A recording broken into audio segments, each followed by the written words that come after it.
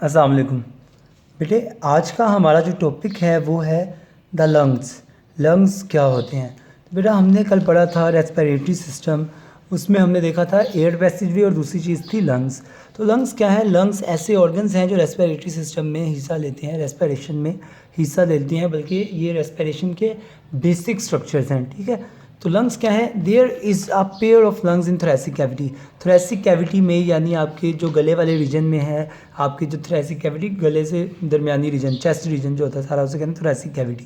तो आपकी जो थोरेसिक कैविटी है उसमें एक पेयर होता है लंग्स का। There is a pair of lungs in the thoracic cavity. और इसके अलावा आपकी जो चेस्ट वाल है, यानी जो थोरेसिक कैविटी या चेस्ट कैविटी जो है उसकी जो वाल है वो बनी होती है 12 पेयर ऑफ रिब्स। 12 पेयर्स होते हैं रिब्स के, और साथ में रिब मसल्स होते हैं जिन्हें हम कहते हैं इंटरकोस्टल मसल्स। ठीक है बेटा, अब इंटरकोस्टल मसल्स के अलावा नीचे क्या होता है? आपके लंग्स के बिल्कुल नीचे एक डायाफ्राम होता है। डायाफ्राम मसल्स का बना हुआ एक थिक सा स्ट्रक्चर है जो कि बिलो द लंग्स, लंग्स के बिल्कुल नीचे होता है। अगर मैं ये रफ्सा बना के दिखाऊँ कि यूँ इस तरह से डोम शेप्ड होता है डायाफ्राम। अगर ऊपर ये समझ लो क्या है, रिब्स हैं, फ़र्ज़ कर लो, ठीक है ना, ये रिब्स हैं, तो इसके नीचे ये क्या है? डायाफ्राम। ठीक है, इस तरीके से स्ट्रक्चर होता है, इससे कहते हैं डायाफ्राम। डायाफ्राम के अलावा मज़ीद बात करें तो लंग्स बेटा दो लंग्स होते हैं, एक पेयर ऑफ लंग्स है। एक होता है आपका लेफ्ट लंग और एक राइट लंग। लेफ्ट लंग अगर आप देखें तो इसमें क्या है, ये स्मॉलर होता है एंड हैव 2 लॉब्स, इसके 2 लॉब्स होते हैं। जबकि राइट लंग जो है वो बिगर है as compare to left lung, और इसके 3 लॉब्स होते हैं। ठीक है, ये स्मॉलर लंग है, 2 लॉब्स, और इसके 3 लॉब्स। बेटा इसके अलावा लंग्स जो है स्पॉन्जी स्ट्रक्चर्स हैं। स्पॉन्जी यानी स्पंज नमा, जिन्हें यानी ऐसे जिन्हें सुकड़ाया जा सके। ठीक है ना, जैसे आपके वो होते हैं स्कॉच ब्राइट वगैरह होते हैं ना बर्तन धोने के लिए, वैसे। दूसरा इलास्टिक होते हैं, यानी खींचे जा सकते हैं, इलास्टिसिटी इनमें होती है। इसके अलावा लंग्स के पास ब्लड वेसल्स मौजूद होती हैं। वो जो ब्लड वेसल्स हैं वो क्या होती हैं? ब्रांचेस होती हैं इन 2 ब्लड वेसल्स की। एक है पल्मोनरी आर्टरीज़ और पल्मोनरी वेन्स। आर्टरीज़ और वेन्स की ब्रांचेस होती हैं जो कि लंग्स के पास मौजूद होती हैं। पल्मोनरी का मतलब ये है कि जो आपके लंग्स के साथ अटैच होती है ना आर्टरीज़ या वेन्स, उन्हें पल्मोनरी आर्टरीज़ और पल्मोनरी वेन्स कहा जाता है। ठीक है, मज़ीद देखें अगर हम, तो बेटा लंग्स जो है ना are covered with double membrane. एक डबल मेम्ब्रेन के साथ लंग्स को कवर्ड किया गया होता है। लंग्स जो है डबल मेम्ब्रेन के साथ कवर्ड हुए होते हैं। एक है आउटर मेम्ब्रेन और एक है इनर मेम्ब्रेन। आउटर मेम्ब्रेन को आउटर प्लूरल मेम्ब्रेन और इनर मेम्ब्रेन को इनर प्लूरल मेम्ब्रेन कहा जाता है। इन दोनों मेम्ब्रेन्स के दरमियान एक फ्लूइड होता है जिसे प्लूरल फ्लूइड कहते हैं। ठीक है, यानी समझ लो ये लंग्स के ऊपर यूँ इस तरीके से 2 मेम्ब्रेन हैं, उनके दरमियान एक स्पेस है, इस स्पेस में एक फ्लूइड है जिसे प्लूरल फ्लूइड कहते हैं। बेटा ये क्या करता है? लंग्स को फ्रीली एक्सपैंड और कंट्रैक्ट करने में मदद देता है कि लंग्स आसानी से फैल सकें, सुखड़ सकें, कोई मसला ना हो।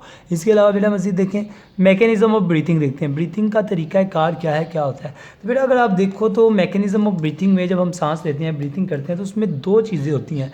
एक है इंस्पायरेशन और दूसरी है एक्सपायरेशन। ठीक है, इंस्पायरेशन को इन्हेलेशन भी हम कहते हैं और एक्सपायरेशन को एक्सहेलेशन भी कहते हैं।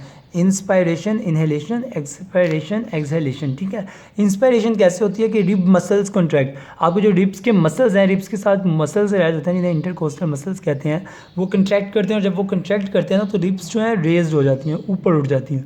रिब्स क्या होगी? ऊपर की तरफ उठ गई, यानी ये अगर रिब्स हैं, इंटरकोस्टल मसल्स कॉन्ट्रैक्ट की और रिब्स यूँ ऊपर होगी। जब रिब्स ऊपर की तरफ हुई तो क्या हुआ? कैविटी एरिया बढ़ गया, सही है ना, हमारी तो ऐसी कैविटी में एरिया बढ़ गया, रिब्स बाहर की तरफ आ गई, ऊपर की तरफ आ गई। और इसके अलावा क्या होता है? Doom shape diaphragm is lowered. ये जो डायाफ्राम है डूम शेप, ये नीचे की तरफ आ जाता है। इससे क्या होता है? अगर ये डायाफ्राम यूँ है तो ये मज़ीद नीचे हो गया, तो ये था ना यूँ, तो ये नीचे की तरफ आ गया, यूँ हो गया, तो क्या हुआ? एरिया बढ़ गया ऊपर का। तो इन दोनों चीज़ों से क्या होता है? ऊपर का एरिया इंक्रीज़ हो जाता है थोरेसिक कैविटी में, तो क्या होता है? बाहर अंदर जो एरिया बढ़ा तो प्रेशर कम हो गया हवा का, तो बाहर से हवा अंदर की तरफ भागती है, इसे कहते हैं इंस्पायरेशन। ठीक है, रिब मसल्स कॉन्ट्रैक्ट करते हैं जिसके नतीजे में रिब्स ऊपर उठ जाती हैं, डायफ्राम नीचे की तरफ बैठता है जिससे एरिया बढ़ जाता है, और एरिया बढ़ने से हवा अंदर की तरफ लंग्स में जाती है, तो इसे कहते हैं इंस्पायरेशन।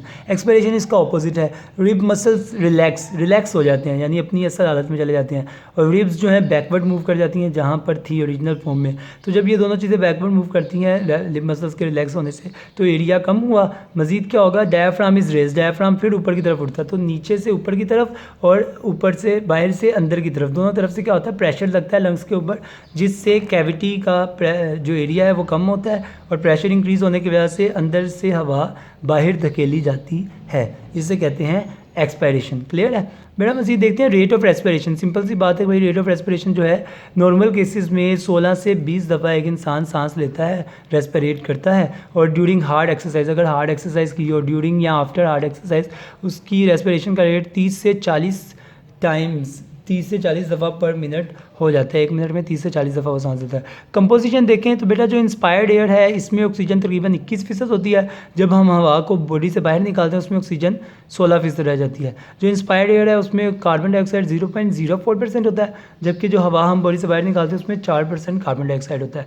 नाइट्रोजन 79, क्योंकि ये एक इनर्ट गैस है जो बॉडी के साथ रिएक्शन नहीं रखती ज़्यादा। तो वाटर वेपर्स को देखें तो बाहर वेरिएबल होते हैं, यानी कोई हवा में वाटर वेपर ज़्यादा हो सकते हैं, किसी हवा में कम हो सकते हैं। हवा ड्राई हो सकती है, हवा मॉइस्ट हो सकती है, लेकिन जो हवा हम बॉडी से बाहर निकालेंगे, एक्सपायर्ड करेंगे, उसमें वाटर वेपर्स जो हैं सैचुरेटेड होंगे, ठीक है ना, ज़्यादा तादाद में होंगे वाटर वेपर्स। डस्ट पार्टिकल्स देखें तो हवा में डस्ट पार्टिकल्स की तादाद भी कम या ज़्यादा हो सकती है, लेकिन जो हवा बॉडी से बाहर निकलेगी उसमें डस्ट पार्टिकल्स ना होने के बराबर होंगे। टेम्परेचर का भी यही है भाई, बाहर की टेम्परेचर हवा ठंडी भी हो सकती है, गर्म भी हो सकती है, लेकिन बॉडी से जो हवा बाहर निकलती है उसका टेम्परेचर बॉडी के टेम्परेचर के बराबर होता है। बेटा ये सारी चीज़ आपने टॉपिक बुक से भी पढ़ लेना है और वर्कशीट से भी देख लेना है। वहाँ पर जो क्वेश्चन दिए हैं उनके आंसर्स दिए हैं वो आपने याद करके लिखने हैं। अल्लाह हाफिज़।